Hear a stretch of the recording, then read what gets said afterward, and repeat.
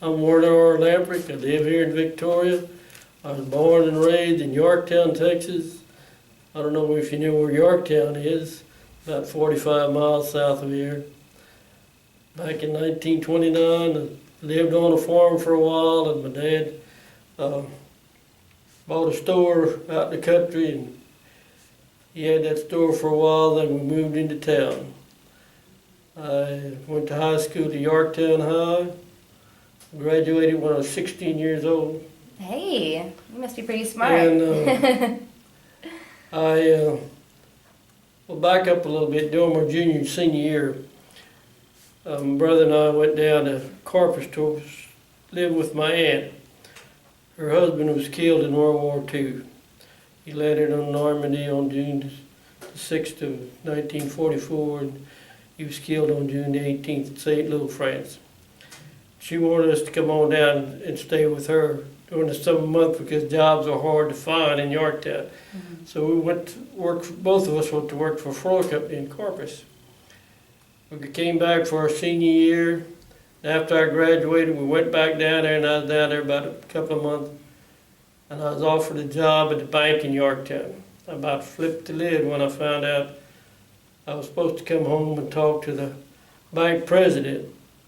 I couldn't figure out why. I came home on the weekend and we talked on the Sunday morning. He offered me the job and I took it. I worked in the bank for about 5 years. During the meantime, my wife and I got married in 1949. From there, I did little odds and ends at different places, and I was offered a job here in Victoria in August of 1951. I was down here for 3 months when the Korean War was going on hot and heavy. We had no children. They were drafting unmarried youth along with married couples that did not have any children. So I decided I didn't want to go into the Army, so I decided I was going to go ahead and join the Navy. Joined the Navy on the 25th of November of 1951. My wife took me to Houston to get sworn in, take my physical. She came home that evening, opened up the mailbox, and there was my letter from Uncle Sam telling me to report to Fort Sam Houston to be inducted into the Army. I went through boot camp in San Diego, California. What did your wife think about you enlisting? I mean, she knew that you're probably going to be drafted. She had no reservations about it whatsoever. Mm-hmm. She knew that's what I wanted to do. And I think she knew that I'd be better off in the Navy. And one of the reasons I joined the Navy was because a good friend of mine had joined the Air Force. And he got sent overseas for 2 years. And I told her, I said, if I join the Navy, I says, I get aboard ship, and I says, you're out for 6 months, you're back in port. I said, at least we'll be able to see each other every 6 months.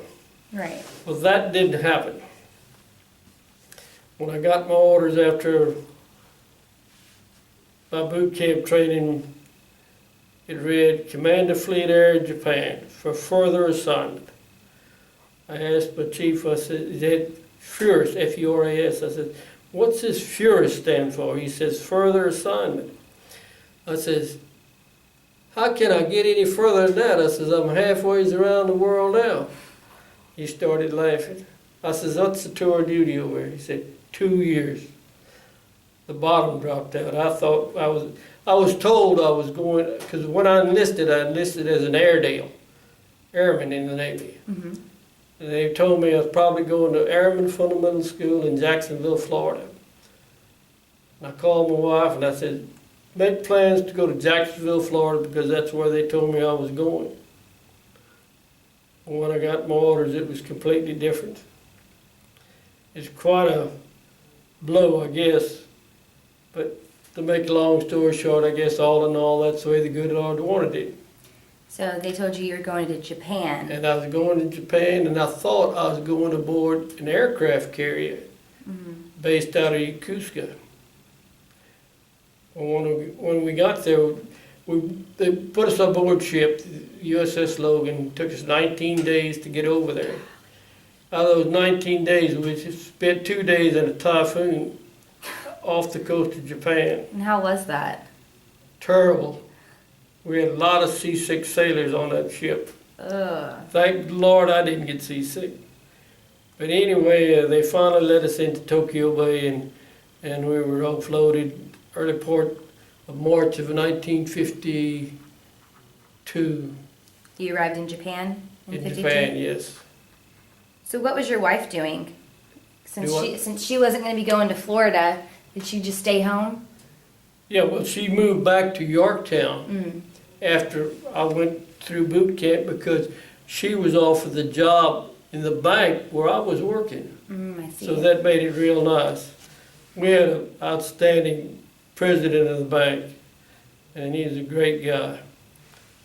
I could do about anything I wanted to. We had a lot of people working in that bank, five people working in that bank. But anyway, So you arrived into Japan in 52. Where did you arrive? what was my life? No, I'm sorry. Where did you arrive in Japan? Where? Somewhere after the, I don't know the exact date. It was right after the 1st of March, Where did you arrive? Yokosuka. In Yokosuka. They put us aboard a bus, and that's when I realized I wasn't going aboard an aircraft carrier, and they told us we was going to the Naval Air Station at Tsugi, Japan. Tsugi was a Japanese kamikaze base during World War II, and it was pretty well down, you know.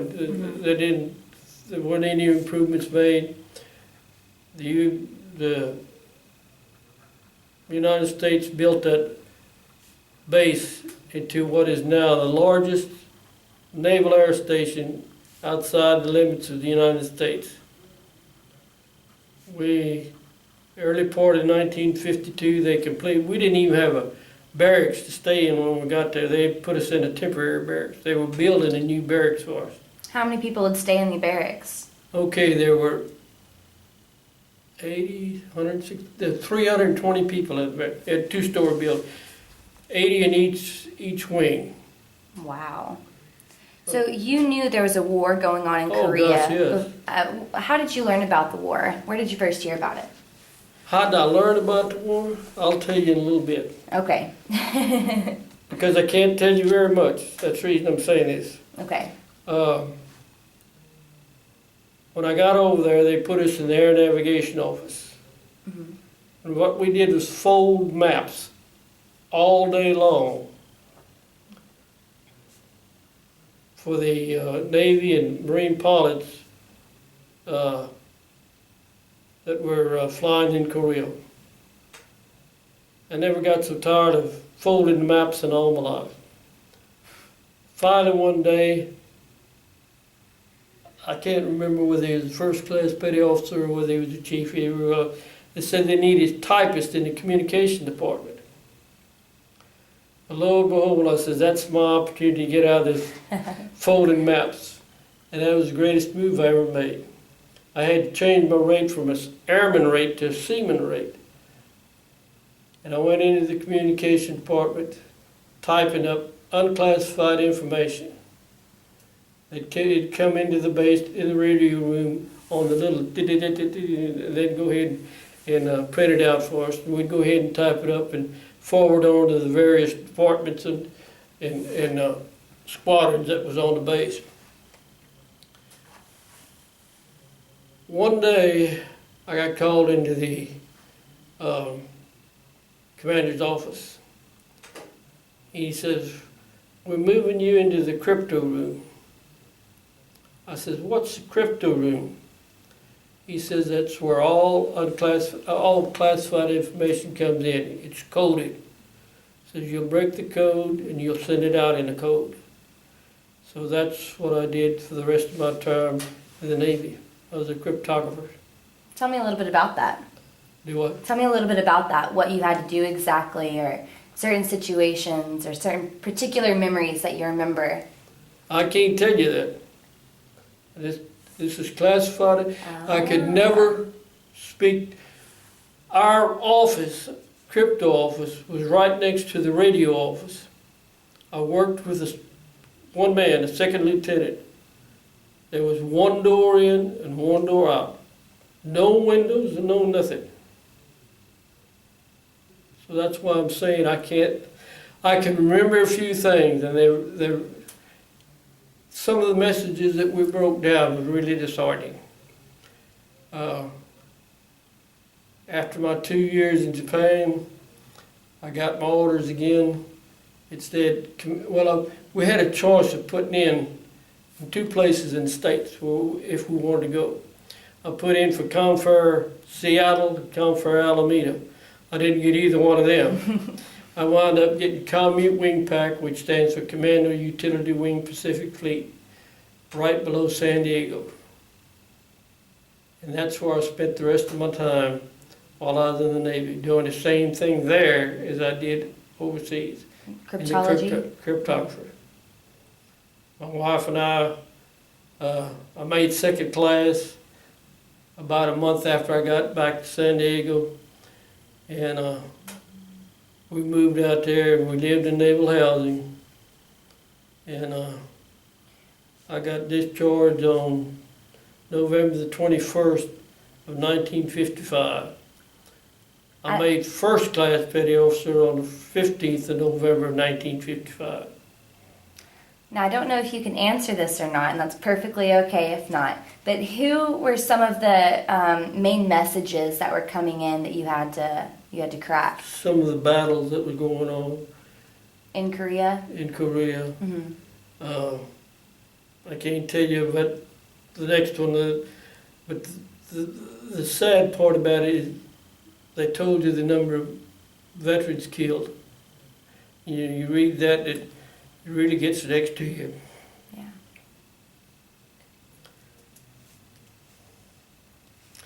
But anyway, when I got ready to get discharged, they tried to talk me into realistic. I went back home, back to our housing unit, and talked to my wife about re-enlisting. She wasn't too much for it because she was the only child in the family. Mm-hmm. And her dad had passed away in May of 1955. He was only 48 years old. He died of cancer. So she wanted to come back home, be with her mother. During the meantime, we had a little boy, our first child. That was one of the things I did say before we got married. We just up and decided one night we was going to get married. 3 days later, we got married. We had my brother and his wife as stand-in for us along with our parents. And you can imagine what talk around town, why we got married and all that good stuff. But anyway, then they called me in and told me that I'd just been promoted to first class. We want you to re-enlist. They said that they'd go ahead and I could even, they said, we promise you, you name any place you want to go, and we'll send you there. We'll guarantee you that you'll be there for 1 year. I said, suppose I said I want to go to Naval Air Station, Corpus Christi, Texas. They said, we'll send you there. Man, did you get that in writing? I went back home that afternoon and told my wife Dorothy, I said, guess what? I said, I made first class today. And they told me that we could go to Corpus Christi, Texas for 1 year if I re-enlisted. We talked about it. I said, we're only 90 miles from home. I said, we get it. I'm off every weekend. We come home. My folks lived in Yorktown. Her folks lived here in Victoria. So when did you first hear about Korea and the Korean War? I guess right after it started, which was it started June 25th of 1950. But I didn't think too much of it to start out with until it got to a point where friends of mine that I went to school with and friends that were married were getting drafted. One of my good friends was trying to get, like I said, was trying to get me to join the Air Force with him. I wound up in San Diego, Japan, and back in San Diego. He went through Lackland. From Lackland, in the Air Force, they transferred him to Bryan, Texas. From Bryan, Texas to Outlaw Field in Victoria. When I got back from overseas, he was going overseas. Oh no. They were shipping him overseas. The sad part about it was they were flying parts from Japan into Formosa, and his plane hit a mountain and he got killed. What? That's that. I'm really sorry to hear that. It's terrible. So again, I guess the decision I made was right.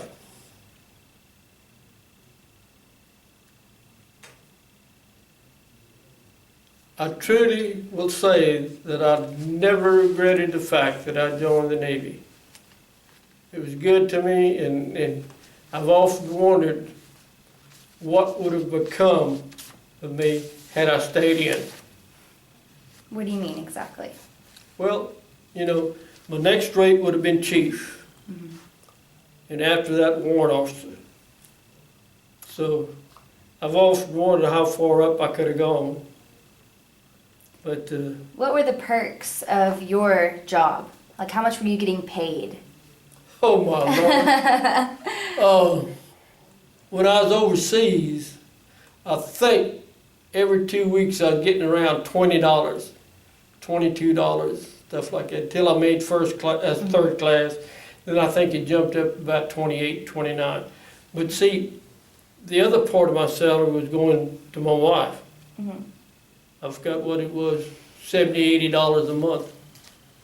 But then, when I got back over from Japan and we was living in naval housing over there, my salary was, I'd made second class, somewhere around $90 every 2 weeks.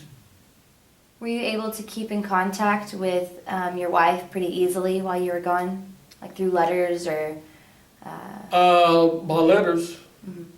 I think we were able to talk twice, maybe 3 times. I called her by phone. That was it. Do you still have any And of those I'd call her letters? at somewhere around, I'll never forget, I'd have to call her about 10 o'clock at nighttime because of the time, and she'd get the call somewhere around 6 o'clock the following morning. It was always one day difference. That was the funny part about when I got ready to, not funny, but when I got ready to leave Japan, come back home, they flew us back. We left Atsugi on a Saturday afternoon. We flew into Midway to get refueled, flew into Hawaii, Honolulu, Saturday morning. Left Japan Saturday afternoon, got to Hawaii Saturday morning. So we had 2 Saturdays. Going over, we had 2 Sundays, Easter Sundays. Hey, how about that? So after you returned home, did your participation in the Navy impact your life in any other way after returning home? I think I can say I learned a lot by being by myself, you know, with nobody to depend on, especially when I was overseas. I felt like that was a turning point in my life, not to have to be dependent on anybody else, you know. I missed my wife, I missed my parents and all of that. But I felt like it changed me from a little man to a big man, put it that way, to be independent. So It's a good thing to take. yeah. So have you ever visited Korea? Have you ever been? No, I'm not qualified to go to Korea because I wasn't stationed in Korea. Really? Anybody that has been stationed in Korea and is a member of the KWVA have got the opportunity to go back and revisit. It is unbelievable what the Korean government is doing for our veterans. You know, of all the wars that we've been in, World War I, World War II, Kosovo, Kuwait, and everything like that, there isn't one country that has shown more appreciation than the country of Korea, I completely North agree. Korea. They have done so much for the veterans, Korean veterans, that it's unbelievable. And this right here is a real good example. I've just finished my term as commander of our chapter over here, and I guess one of the proudest moments I had was last year when we presented the ambassador for peace medals to the guys that were in Korea. There again, I wasn't qualified. I got close. You could say I was spitting distance, but I wasn't in the territorial waters or in Korea. Mm-hmm. And the medals and proclamations they gave us was unbelievable. It was really a night to remember handing out those medals. I think we had 21 that qualified out of our chapter, and one has still not gotten his medal because he couldn't find his DD-214 in time to be able to qualify to get this medal. We've put in for it along with 3 other members that have deceased that qualified, Mm-hmm. and we still haven't got them. They've got such a backlog of those medals that we've been in touch with the Korean Consulate General in Houston, and they assured us that one of these days we'll get it once they get caught up. And I believe them. Yeah, they'll get through it. They will.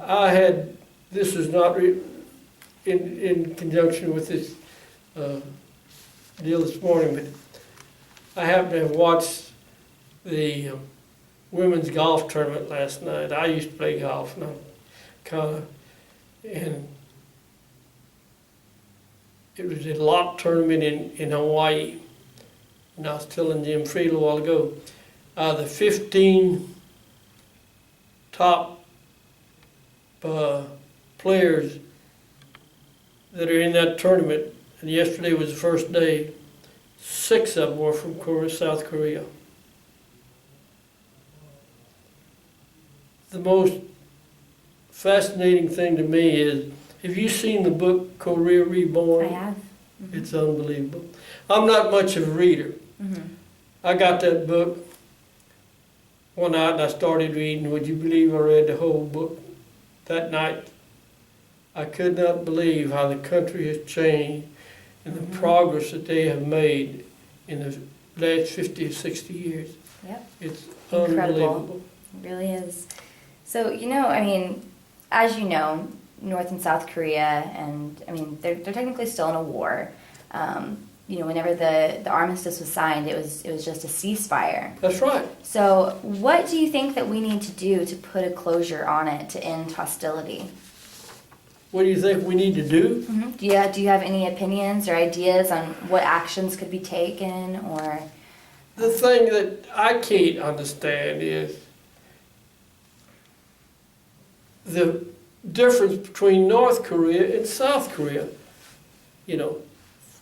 That, I don't know if you've been told that, but that is the reason that the war lasted for 3 years and 1 month, is because Joe Stalin, who's the dictator of Russia at that time, wanted complete repatriation, which meant he wanted all North Korean prisoners in South Korea back in North Korea. There were so many of those prisoners that did not want to go back into North Korea and live under a communist regime. Mm-hmm.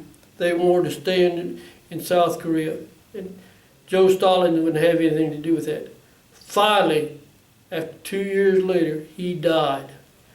And his predecessors wanted to end this war. 3 months later, the war ended. So we fought a war for 2 years for nothing, just because of him being so hard-headed that we, to stop and think of how many prisoners of war that transpired during that time, how many, not only our soldiers, but North Korean soldiers, Chinese soldiers were killed at that time for no reason at all except for that one man. And that's something that will live with me forever. Would you support a reunification then, if it were possible? Do what? Would you support a reunification if it were possible? If it was possible and they agreed to our terms, you know. Mm-hmm. If you're looking at Korea Reborn book, you'll see that page where it took a picture, satellite picture at nighttime of the difference between North Korea and South Korea. Yep. That in itself tells you, you know, those people are starving to death in North Korea. It's, That's sad. It really is.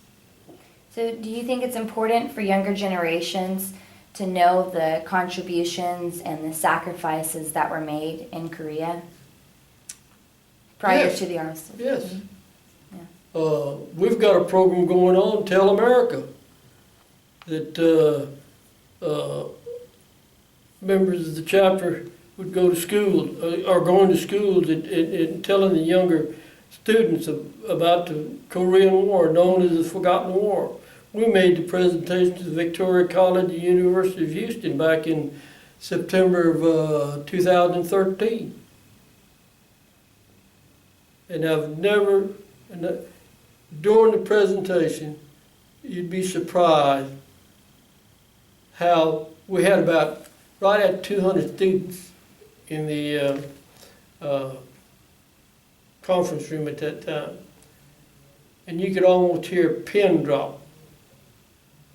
You know, usually when you have a presentation, you always got people talking and stuff like that. Yeah. They would sit there and never said a word. Each one of us told what we did. There was 5 of us.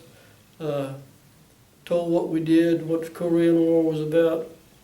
And we have given books, the Korea Reborn books, to both the colleges, to all the schools in Victoria, and to the Bloomington School. Is there anything else that you'd like to say? Any other No. memories or messages? Anything else from your time in Japan and the contributions that you made? The only thing I'd like to say, I was real reluctant or leery when I read my orders to go to Command of Fleet Air Japan. Mm-hmm. The first thought that came to my mind was, how does the Japanese people feel towards the American military being in Japan, especially just 6 years prior to us getting over there, or me getting over yonder. You know, we dropped the atomic bomb on Nagasaki and Hiroshima. Mm-hmm. And lots of civilians were killed. Yep. When we got over there, I'll never forget the first night we got into the barracks. The guy came in and said, okay, 10 o'clock the lights will go out and you'll hear some drums beating outside the base. Don't worry about them. Sure enough, that happened. And that only lasted, I'm trying to remember, maybe 2 or 3 weeks after we got there. And what was the purpose of that? Communist. And I will say that I was really impressed with the way the Japanese people treated us. They'd do anything in the world for us. So that, you know, that told all of us it really wasn't the Japanese people that wanted the war. It was the military portion of the government that wanted this, that ended the war. So it, they were good people. That's great. That's fantastic to hear. I've always kind of been curious about that myself. Like, you know, just a few years ago, you know, they dropped an atomic bomb and are being stationed in Japan, so there was never any kind of threats or anything made while you were there? Do what now? Were there ever any kind of threats that were made while you were there? No. No? No, never had any problem whatsoever. That's incredible. Yeah. Well, amazing. Well, thank you so much again for coming in Well, and talking thank to you me. again for inviting I us. appreciate it. All righty.